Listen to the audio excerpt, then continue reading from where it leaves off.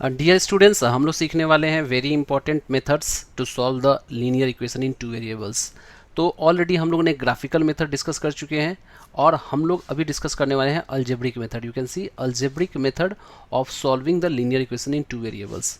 सबसे पहला इसमें स्टेप्स क्या होता है, जब भी सॉल्व करने जाते हैं हमें इक्वेशन को लिखना होता है। तो राइट हियर यहाँ पे इक्वेशन को लिख दिया हम लोगों ने पहला, उसमें आप इसको नंबरिंग कर लो, first equation and second equation.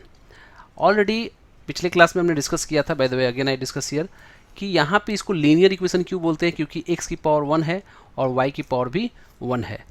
तो ये लीनियर इक्वेशन दो वेरिएबल्स में है, x एंड y में, इसलिए इन इक्वेशंस को हम लोग बोलते हैं linear equation in two variables. In future आपको ऐसे क्वेश्चंस आएंगे जिसमें तीन वेरिएबल्स रहेंगे x y z और तीनों का पावर अगर 1 1 1 है तो that equation will be known as equation in three variables, linear equation in three variables.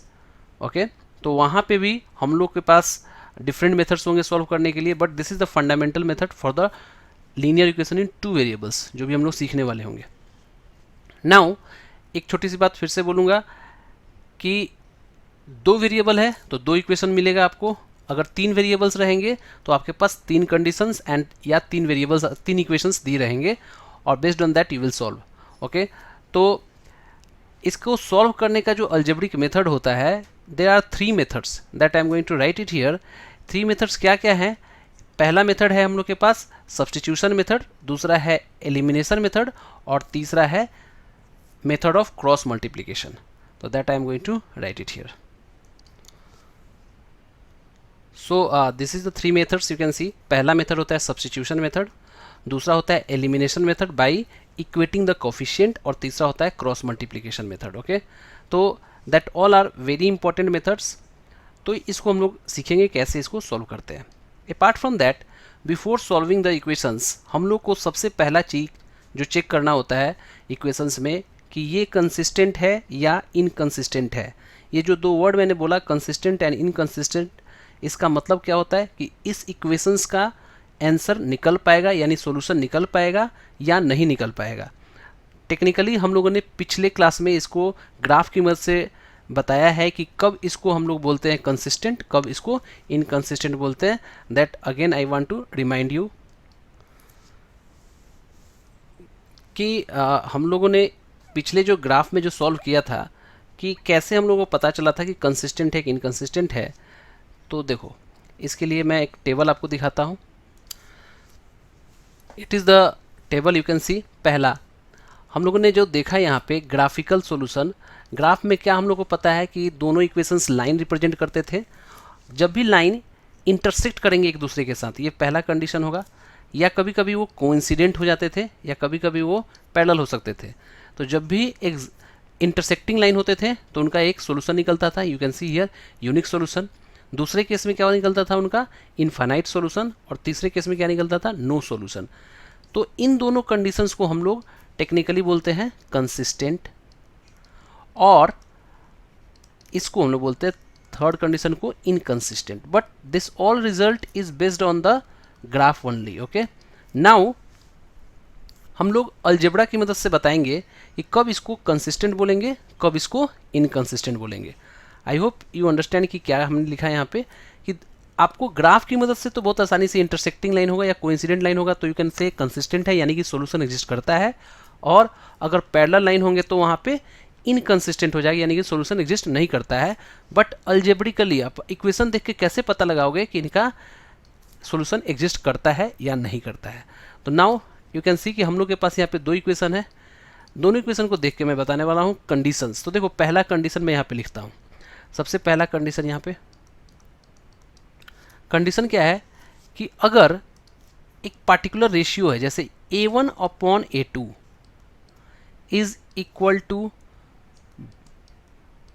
Sorry यहाँ पे नॉट इक्वल टू, अगर ऐसा केस हम लोग को दिखाई दिया पहले इंस्टेंस में, अगर हमने देखा कि ऐसा केस दिखाई दे रहा है तो यहाँ पे जो कंडीशन बनेगा एक स्पेशल कंडीशन बनेगा जिसको हम लोग बोलेंगे यूनिक सॉल्यूशन। यूनिक सॉल्यूशन बोलेंगे हम लोग। ओके, और यूनिक सॉल्यूशन कहने का मतलब क्या होता है यहाँ पे? यूनिक सॉल्यूशन कहने का मतलब ही हो गया क्या, ये कंसिस्टेंट हो जाएगा यानी कि सॉल्यूशन एग्जिस्ट कर रहा है। केस 2 यहाँ पे क्या होने वाला है, अगर A1/A2 B1 अपॉन B2 के इक्वल हो गया as well as C1 upon C2 के भी इक्वल होगा, तो यहाँ पे भी सॉल्यूशन कंसिस्टेंट होगा। बट यहाँ पे ये दूसरा कंडीशन एग्जिस्ट करेगा। क्या कंडीशन एग्जिस्ट करेगा यहाँ पे? इसको बोलेंगे हम लोग infinite solution, infinite solutions. Now you can सी, अभी हम लोगों ने देखा है यहाँ पे, यू कैन सी कि यहाँ पे जो सेकेंड कंडीशन है हम लोग के पास, वेट, सेकेंड कंडीशन क्या है यहाँ पे? Infinite many, infinitely many solution. आप देख सकते हैं सेकेंड कंडीशन कोइंसिडेंट लाइंस, तो ये इनफाइनाइट सॉल्यूशंस हम लोग के पास निकल जाएगा। और तीसरा कंडीशन क्या होगा हम लोग के पास? केस 3।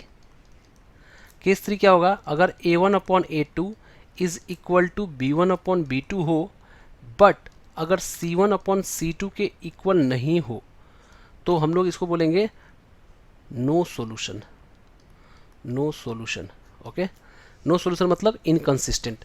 तो जो हम लोग के पास पहला दो कंडीशन यहाँ पे दिखाई दे रहा है, using the ratios you can see this is the first condition, this is the second condition, यहाँ पे सॉल्यूशन निकलता है। और तीसरे कंडीशन में क्या होता है? सॉल्यूशन नहीं निकलता है। तो इस केस को हम लोग बोलते हैं क्या? इनकंसिस्टेंट। अल्जेब्रिकली ग्राफ की मदद से तो आप बहुत आसानी से बता सकते थे, ग्राफ अगर इंटरसेक्ट करता था तो सॉल्यूशन निकलता था। बट ये मैथमेटिकली अल्जेब्रिकली हम लोग लगा रहे हैं यहाँ पे, क्या बोल सकते हैं यहाँ पे? कंसिस्टेंट है। ये दोनों के लिए क्या होगा? कंसिस्टेंट होगा। तो now this is our result. Whenever we are going to check that if set of equation has solution or not, we will check these ratios. Based on that we can say whether they have unique solution, infinite solution, or they have no solution. These all results I again tabulate it in front of you. So these are the results you can see. पहला result हम लोग के पास क्या है? Intersecting line. जब भी intersecting line होगा तो इनका रेशियो क्या होगा? ये होगा A1 is not A1 upon A2 is not equal to B1 by B2। इसको हम लोग क्या लिख सकते हैं? यूनिक सोल्यूशन यहाँ पे एग्जिस्ट करता है। ग्राफिकली ऑलरेडी हम लोग डिस्कस किए हैं। दूसरा क्या होता है? कोइंसिडेंट लाइन, दूसरा कंडीशन। इसमें हम लोग क्या करेंगे? इनफाइनाइट सोल्यूशन एग्जिस्ट करता है। और इन दोनों को एक साथ क्या बोल सकते हैं हम लोग? कंसिस्टेंट। कंसिस्टेंट मतलब इन दोनों का सॉल्यूशन एग्जिस्ट करता है। ओके, कंसिस्टेंट दोनों मतलब दो इक्वेशंस का सॉल्यूशन एग्जिस्ट करता है। यहाँ पे क्या होगा? पैरेलल लाइन रिप्रेजेंट करेंगे। ये जब पैरेलल लाइन रिप्रेजेंट करेंगे तो हम लोग के पास क्या होगा? सॉरी, पैरेलल लाइन नहीं लिखे, यहाँ पे लिख सकते हैं हम लोग नो सॉल्यूशन। नो सॉल्यूशन मतलब inconsistent of course. That's it. तो ये हम लोग के पास कोई भी इक्वेशन, अगर हम लोग के पास सेट ऑफ इक्वेशंस दिए हैं तो आपको पहले ये चेक करना पड़ता है कि whether they are intersecting, coincident और पैरेलल। तो इससे हम लोग को पता चल जाएगा ये कंसिस्टेंट है और इनकंसिस्टेंट है। नाउ अलजेब्रिकली हम लोग देखना चाहते हैं कुछ इक्वेशंस को कि वेदर दे आर कंसिस्टेंट और इनकंसिस्टेंट। तो let us write one of the example. Suppose x minus 2y plus 3 is equal to 0 लिखा हुआ है। This is the first equation. Second equation 2x minus Y minus 1 is equal to 0। This is the second equation. तो सबसे पहला हम लोग को target क्या होता है? A1 B1 C1 रिकॉग्नाइज करना। तो देखो मैं यहाँ पे A1 लिख रहा हूँ, B1 लिख रहा हूँ, C1 लिख रहा हूँ। तो A1 यहाँ पे क्या आएगा हम लोग का? 1, B1 is equal to minus 2, C1 is equal to 3। Now you can go for what is the value of A2। A2 is equal to 2, B2 is equal to minus 1, C2 is equal to minus 1। That's it. तो this is the A1 B1 C1 आपने recognise किया। अब यहाँ पे आपको ratio निकालना होता है। तो आप A1 अपॉन A2 निकाल लेते हैं। तो क्या होगा यहाँ पे? 1 अपॉन 2। B1 अपॉन B2 आपने निकाला। तो जैसे ही आपने B1 अपॉन B2 निकाला, क्या आया? Minus 2 upon minus 1। You can सी कि इसका वैल्यू कितना आएगा? 2 अपॉन 1। तो यहाँ पे पहले ही हम लोग देख सकते हैं कि A1 अपॉन A2 और B1 अपॉन B2 दोनों इक्वल नहीं है। तो that is A1 upon A2 is not equal to B1 upon B2। That's why we can say they have unique solution। unique solution मतलब consistent होगा। ये क्या होगा? पहला consistent, consistent के साथ क्या होगा? unique solution। तो this is the way we check our answer whether they have consistency or not। तो इसका क्या होगा? unique solution भी exist करता है। now we shall see one more example। जैसे हम लोग के पास नेक्स्ट क्वेश्चन है। क्वेश्चन है हम लोग के पास x plus 2y is equal to 4, 2x plus 4y is equal to 8। Now someone ask you check the condition. तो देखो ये क्वेश्चन में पहला काम, आपको जो क्वेश्चन दिखाई दे रहा है वो स्टैंडर्ड फॉर्म में नहीं दिखाई दे रहा है। स्टैंडर्ड फॉर्म में मतलब क्या है कि अगर a1x प्लस b1y अगर इज इक्वल टू c1 लिखा है तो आप इसको स्टैंडर्ड फॉर्म में कैसे लिखते हैं, a1x plus b1y minus c1 is equal to 0। अगर आपने ऐसा लिख लिया, this is the standard form, तो now I can write it here also, x plus 2y minus 4 is equal to 0, and this one we can write it here, 2x plus 4y minus 8 is equal to 0. So this one and this is the second. You can write it in different form. तो देखो यहाँ पे सबसे पहला हम लोग का target क्या होता है, a1 b1 c1 रिकोगनाइज करना है, a1 b1 c1, similarly a2 b2 c2, a1 is equal to 1 2 minus 4, a2 recognise करो 2 4 एंड माइनस 8। तो अपॉन a1 अपॉन a2 हम लोग सेलेक्ट करते हैं 1 upon 2, b1 upon b2 select करते हैं 2 upon 4, this is going to be equal 1 upon 2, c1 upon c2 select करते हैं minus 4 upon minus 8 is equal to 1 upon 2। तो यू कैन सी ये तीनों हम लोग के पास रेशियो निकल चुका है, a1 upon a2, b1 upon b2, c1 upon c2, ये तीनों पहले निकालना होता है। नाउ यू कैन चेक कि a1 upon a2 is equal to b1 upon b2 is equal to c1 upon c2 है। तीनों इक्वल है, किसके इक्वल है, ऑफ कोर्स 1/2 के इक्वल है। तो यू कैन सी कि अगर ये तीनों इक्वल होता है तो ये दिस इज द पहला। सेकेंड केस में आ जाएगा हम लोग के पास, इसको हम लोग बोलेंगे consistent as well as, consistent तो होगा ही लेकिन कैसा कंसिस्टेंसी होगा इसमें, कंडीशन कंसिस्टेंसी का हो गया, और इनफाइनाइट सॉल्यूशन। अगर ग्राफ के पॉइंट ऑफ व्यू से बात करें तो कैसा लाइन दिखाई देगा हम लोग को, तो ओवरलैपिंग लाइन दिखाई देगा, सॉरी ओवरलैपिंग। ग्राफ हम लोग के दिमाग में हमेशा चलते रहना चाहिए कि कैसा दिखाई देगा। तो देखो तीनों कंडीशंस यहाँ पे एग्जिस्ट करेगा इसके लिए, यानी कि यहाँ पे इनफाइनाइट सॉल्यूशन एग्जिस्ट कर रहे हैं, तो that's why it's a consistent equation, so it may have infinite solution. तो इनफाइनाइट सॉल्यूशन को लिखेंगे कैसे, we shall discuss it in the forthcoming lectures. तो नेक्स्ट एग्जाम्पल, नेक्स्ट क्वेश्चन है, suppose x plus 2y is equal to 4 और 2x plus 4y is equal to 6, ऐसा लिखा हुआ है। This is the first equation, this is the second equation. तो I tell you already कि x plus 2y minus 4 इसको लिख लो 0, and here also you can write it 2x plus 4y minus 6 is equal to 0. This one first and second we can write it in form, in this form. तो पहला recognise करना होता है a1 b1 c1, तो a1 क्या है 1 2 minus 4, फिर a2 b2 c2 क्या है 2 4 minus 6, can you see. Now using this 2 हम लोग निकाल सकते हैं क्या, जो रिक्वायर्ड रेशियो है, रिक्वायर्ड रेशियो हम लोग को निकालना क्या है a1 अपॉन a2, तो 1 अपॉन 2, b1 अपॉन b2, तो क्या होगा 2 अपॉन 4, तो ये भी क्या हो जाएगा 1 अपॉन 2, c1 अपॉन c2, तो क्या होगा minus 4 upon minus 6 is equal to 2 upon 3। तो यू कैन सी कि a1 अपॉन a2 यहाँ पे is equal to b1 upon b2 but not equal to c1 upon c2 है, तो this will fall in the third condition. Third condition हम लोग के पास क्या था, पैरेलल लाइंस का, पैरेलल लाइंस हो जाएंगे। पैरेलल लाइंस का मतलब कहने का मतलब क्या है, पहली बात कि ये इनकंसिस्टेंट होगा।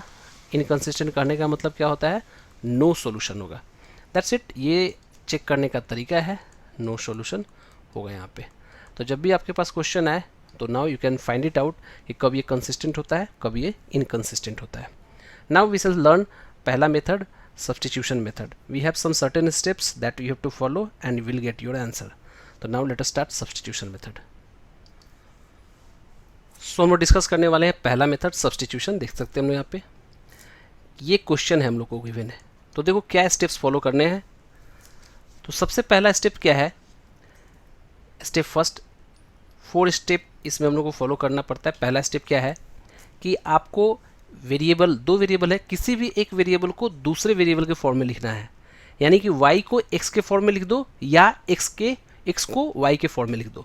तो जैसे मैं यहाँ पे लिख रहा हूँ y को x के फॉर्म में लिख रहा हूँ, तो यहाँ से आप लिख सकते हो write y in terms of x, तो y is equal to 1 minus 3x, you can write it, और इसको आपने थर्ड बोल दिया। ओके तो इसमें क्या किया हम लोगों ने, right one variable in terms of other, तो जो भी आपके लिए आसान दिखाई दे उसको हम लोग करते हैं ऐसा। तो हमने ऐसा लिखा, तो इसको लिख सकते हैं right one variable in terms of second, जो भी है।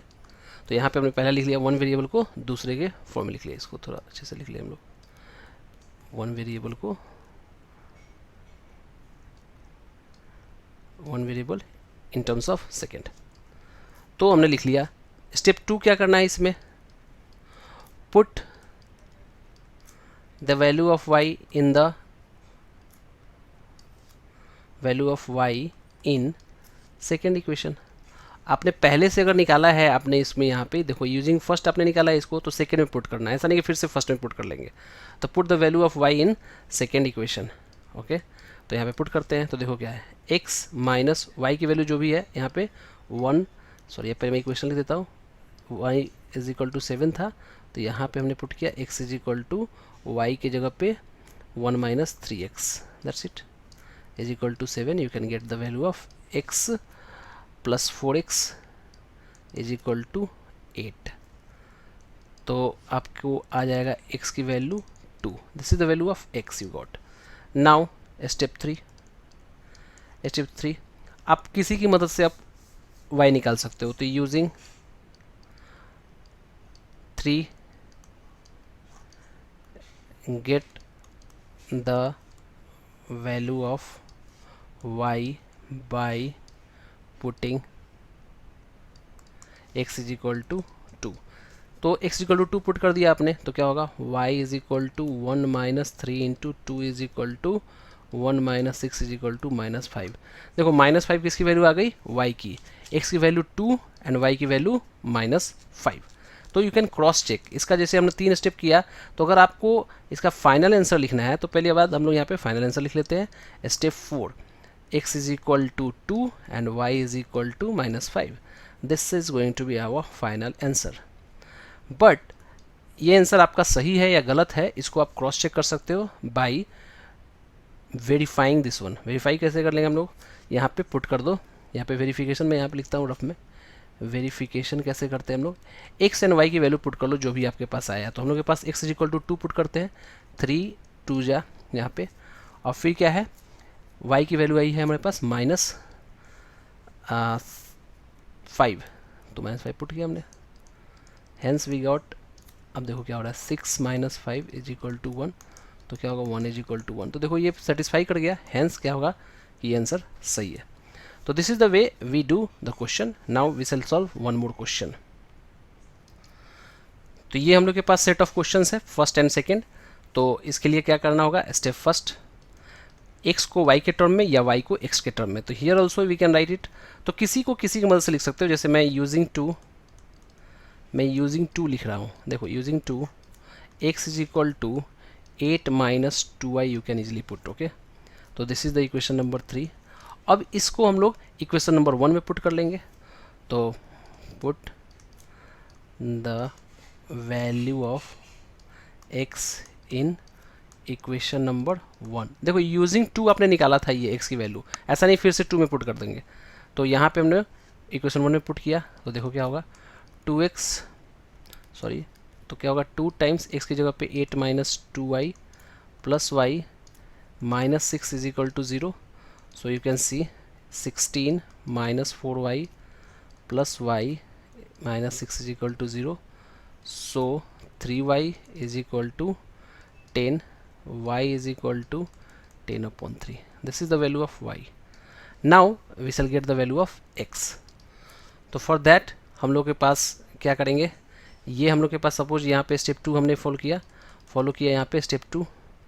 तो स्टेप 2 अगर फॉलो किया तो अब हम लोग क्या फॉलो करेंगे, स्टेप 3। स्टेप 3 में क्या करेंगे, आप किसी में पुट कर लो y की वैल्यू, तो putting the value of y, putting y in second, किसी में पुट कर लो, तो y की वैल्यू क्या होगा, देखो x प्लस 2,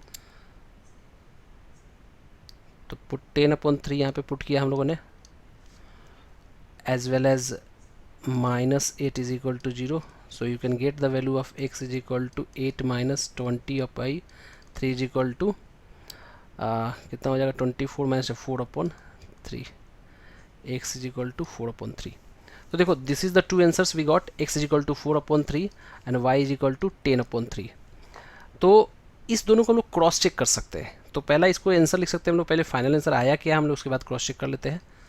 तो x is equal to 4/3 and y is equal to 10/3.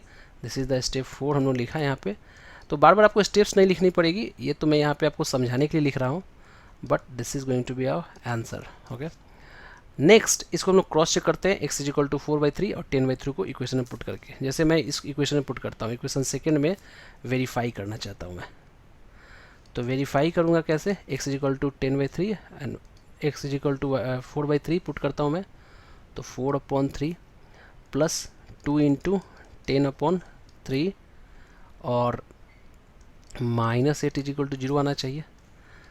तो 4/3 plus 20/3 minus 8 is equal to 0 and hence we get 24 minus 24/3 is equal to 0. तो क्या होगा हमारे पास 0/0. तो देख सकते हैं LHS is equal to RHS आ गया. hence what answer we had got, क्या हमको मिला था, ये x is equal to 4/3 and 10/3, y is equal to 10/3, both are correct answer. That's it. ये इस मेथड को बोलते हैं हम लोग substitution method. Now we shall learn elimination method as well as method of cross multiplication.